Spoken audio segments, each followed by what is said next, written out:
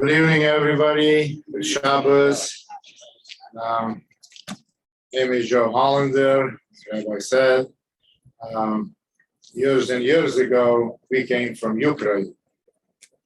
We came from Western Ukraine. That was Western Ukraine. It means it was on the other side of the Carpathian Mountains. It was close to Hungary. It was close to Czech. It was close to Romania. Our city, there was a half of the city which was talking Hungarian. And they had some schools, which was Hungarian schools and all that stuff. And one time, when my father was a young man, whoever was occupying that territory, that was the rules there. It was one time it was Hungarian, and my father was taken into Hungarian army. Okay, next time it was Czechs, he was taken to Czechs army. So he was in two armies.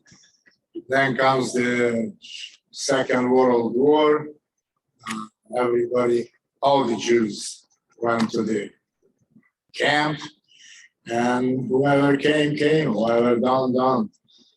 My father had a family, had 4 kids, wife. He went to the Auschwitz concentration camp.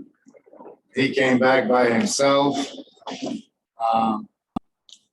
His family died. He stayed home for a year and wait, maybe somebody gonna come back. Maybe somebody out of the 4 kids, maybe his wife, or something.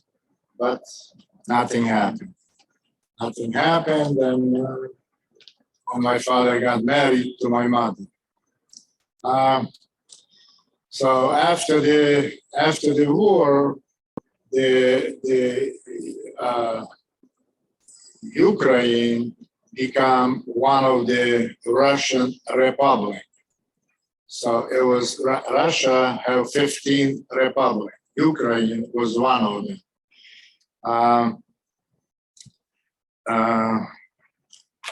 Ukrainian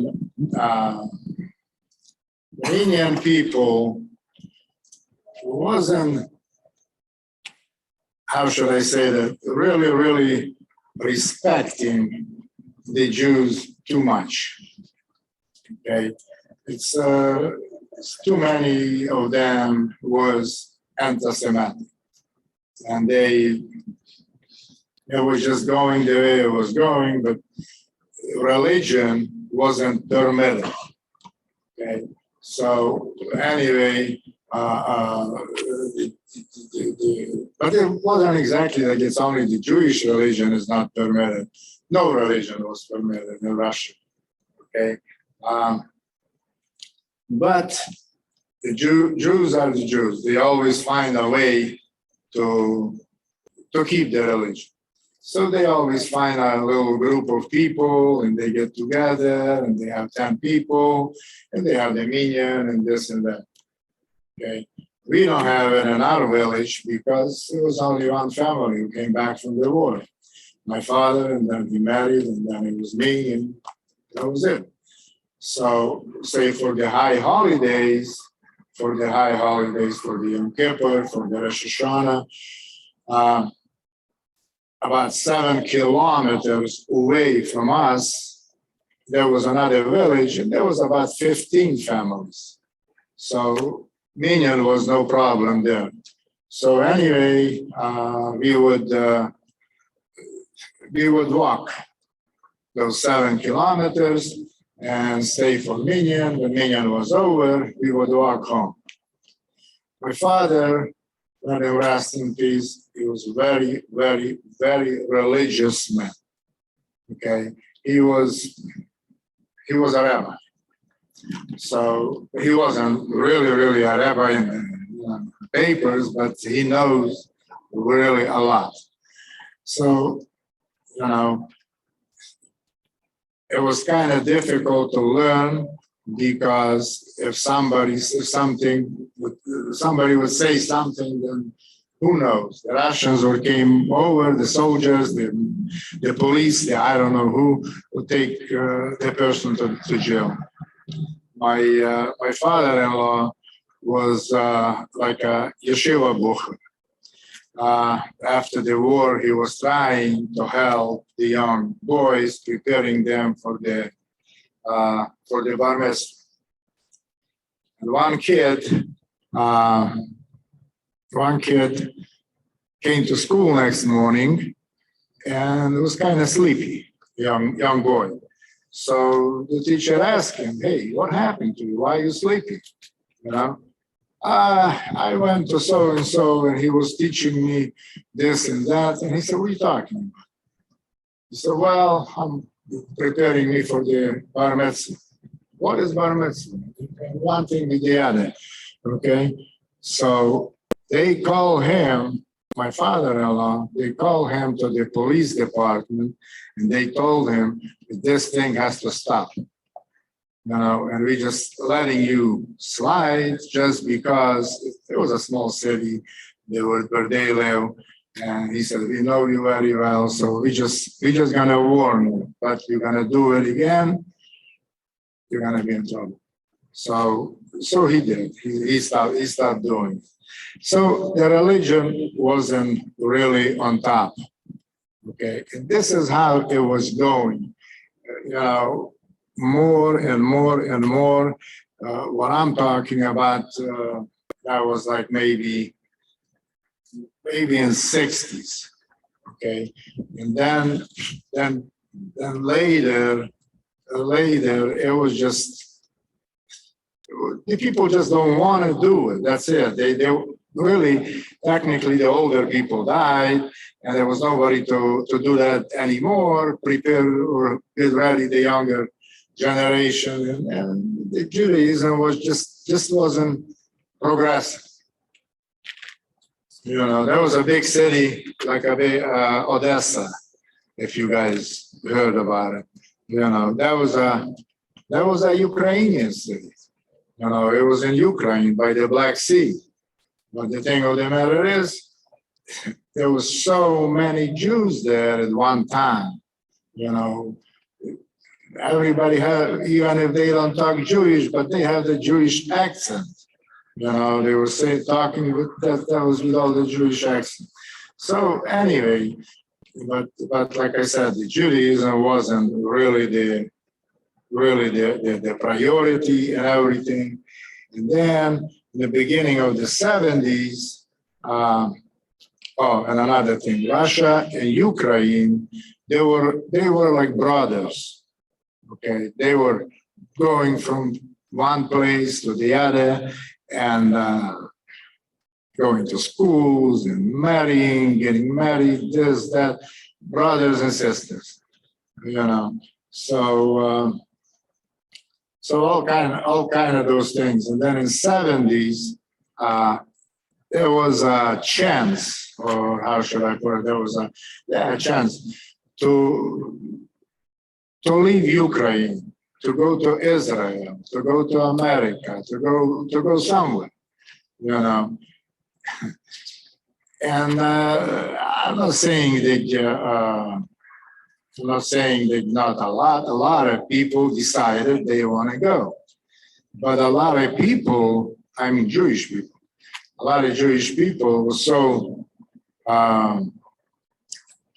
communist educated, so they just don't want to leave the country because they don't want to leave. Why are we gonna leave? Why are we gonna go to capitalism, you know, and start all over and fight there and this and that, struggle? No, we don't want to go. Then a little by little, okay, for us, we want to go, and for us, the answer was no and no and no. And then finally, okay, no explanation why the answer was no, no explanation why they let us go. So my father said, let's do it right away. So we left. But a lot of people could go, and they, like I said, don't want to go, and they didn't go. They didn't go. And that's why they end up there in Ukraine. They got stuck. And then, I don't know, 90s, 2000s, they want to go, but it just wasn't going. So the Jews in Ukraine, they still there, there's still a lot, and I know that now is a different world there because it's no more communism, no more socialism, and they can practice their religion and all that stuff. But I don't know if they do it or they don't do it. That part I don't know because I'm not there anymore, and I don't know. And the thing what happened now with the Ukraine, I don't know what Putin was thinking, but I have an idea that he probably want to hear it. The Ukraine won't go into that union, and they just they're just going to give up with the union, and then it would have been okay. But the Ukraine was pushing so hard to get into union, which there we go, the war started. And I don't really know, and I don't really think that Putin gonna give up. I don't think that they're gonna back up out of there. Just too bad because a lot of young kids dying as soldiers and everything. But it is what it is. We went to Ukraine a couple of times after being here. First time, we came out in '76. After being here for 25 years, I think, we went back to Ukraine, went back to our part of the Ukraine, Western Ukraine, where we came from. It ain't too much change. Everything is the same way, the old way, and all that. I don't know how they change now and what they're expecting now. I know that the Ukrainian people are running away from Ukraine, and I just talked to somebody today from Moldova. They running to Moldova, but they not running on a bicycles or something like that. They having the most expensive vehicles and everything, and that's and clothing and all that stuff. And they going to the restaurants and they ordering some goodies, and they don't want to pay. They say we're from Ukraine, so we're not supposed to pay. If they go to the private restaurant, then the guy said, hey, it's not like that. You want to go to something that's government owned, then if they want to feed you, more power to you, but not here. So there is a lot of fights, a lot of all kind of things. So that's kind of sort of my story. Any questions? Let me know. Maybe I can answer. Yes, sir. How old were you when you came to the U.S.? 26.